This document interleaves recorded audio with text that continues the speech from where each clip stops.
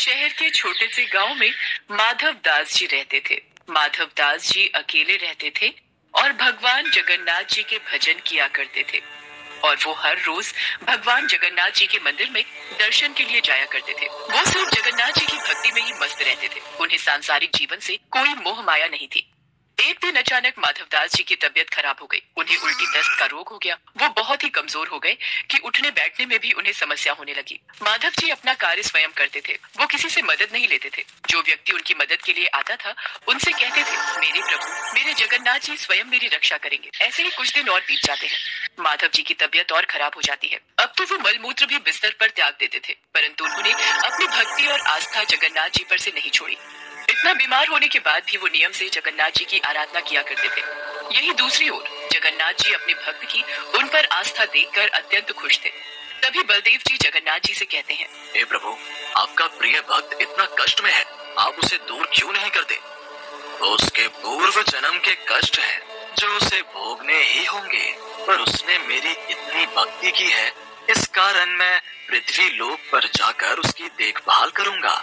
तब स्वयं जगन्नाथ जी सेवक के रूप में माधव जी के पास उनकी सेवा करने के लिए जाते हैं। वो माधव जी की बहुत सेवा करते हैं और उनके गंदे वस्त्र भी भगवान जगन्नाथ जी अपने हाथों से स्वयं साफ किया करते थे और उन्हें स्नान भी कराया करते थे।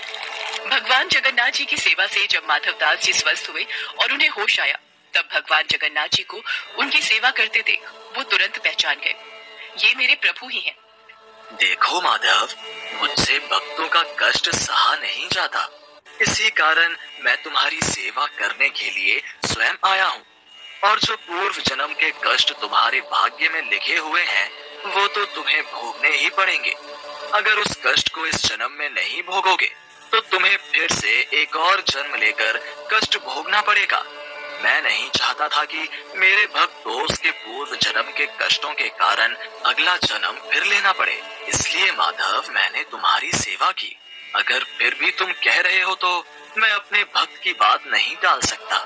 अब भी तुम्हारा ये रोग 15 दिन का और शेष है, इसलिए वो 15 दिन का रोग वो मैं ले लेता हूँ। 15 दिन का वो रोग जगन्नाथ प्रभु ने माधव दास से ले लिया।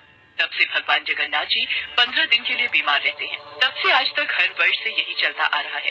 ज्येष्ठ पूर्णिमा को भगवान जगन्नाथ जी को ठंडे जल से स्नान कराया जाता है। इस स्नान के बाद भगवान को बुखार आ जाता है। 15 दिनों तक भगवान जगन्नाथ जी को एकांत में एक विशेष कक्ष में रखा जाता है, जहाँ केवल उनके वेधा और निजी सेवक ही उनके दर्शन कर सकते हैं। इस दौरान भगवान जगन्नाथ जी को फल के रस, औषधि एवं दलिये का भोग लगाया जाता है और रोग मुक्त करने के लिए उन्हें काढ़ा भी पिलाया जाता है। भगवान के स्वस्थ होने पर अपने भक्तों से मिलने रथ पर सवार होकर निकलते हैं, जिसे रथ यात्रा कहा जाता है।